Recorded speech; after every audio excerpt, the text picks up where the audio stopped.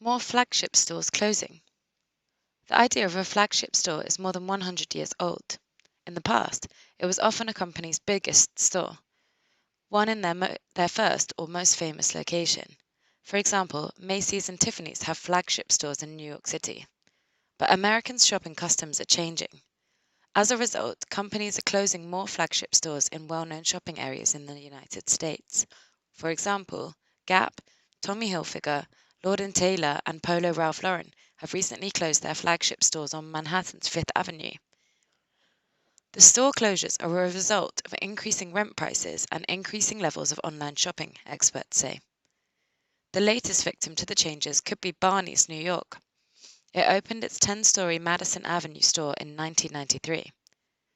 Barney's became a cultural icon in luxury shopping, but now risks closure. Joseph Aquino runs a real estate services firm. We're in the phase where a lot of younger shoppers don't want to go to the high street. They sit around and buy online, and that's what we are fighting against, he said. Still, flagship stores are not completely dead. Many companies like Nike and Levi are creating new kinds of stores with fewer items to sell, but more high-technology experiences. For example, Nike opened a store on Fifth Avenue late last year that does not have any cash registers.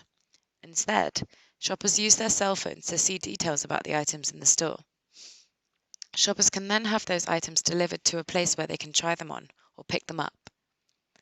Another example is Levi Strauss & Co.'s new flagship in Manhattan's Times Square. It has large dressing rooms where shoppers can call workers to fix their jeans so they fit perfectly. However, in place of large flagship stores, a growing number of retailers are thinking smaller.